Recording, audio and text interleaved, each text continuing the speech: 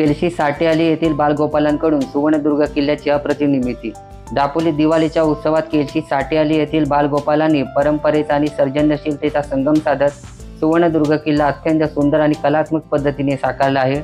कुमार श्लोक, सुभाष लाड आणि साटेआली ग्रुप यांच्या पुढाकाराने बनवलेला हा किल्ला परिसरात आकर्षणाचे केंद्र ठरला आहे।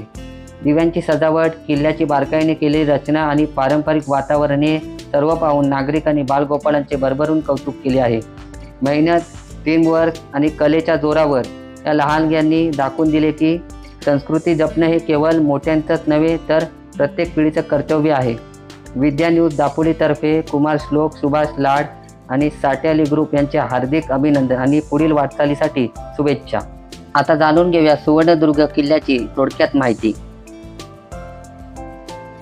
किल्ले सुवर्णदुर्ग, ज्याचा आरमार त्याचा समुद्र, हे सूत्र शिवरायांना चांगल्या प्रकारे माहिती होतं। म्हणून महाराजांनी जलदुर्गांची निर्मिती केली। त्यातील एक म्हणजे किल्ले सुवर्णदुर्ग।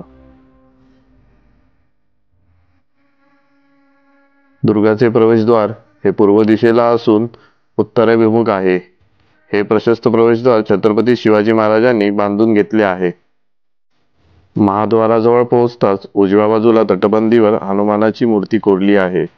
ही मूर्ती अर्वाचीन नसावी। डाव्या हाताने पुढे गेल्यावर राजवाड्याचे दगडी चौथरे आणि बांधीव विहीर आहे।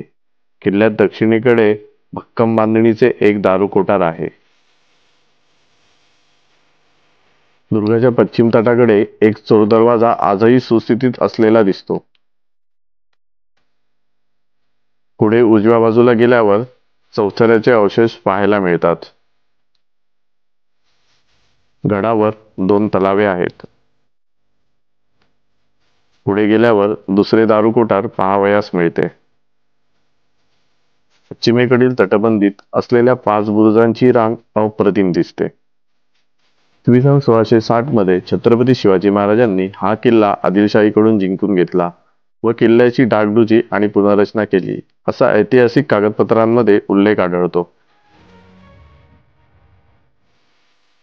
हा किल्ला त्या 12 किल्ल्यापैकी एक आहे जे एकत्रितरित्या युनेस्कोच्या Maratha military landscape of India नावाने जागतिक वारसा स्थळ म्हणून नोंदवण्यात आले आहे।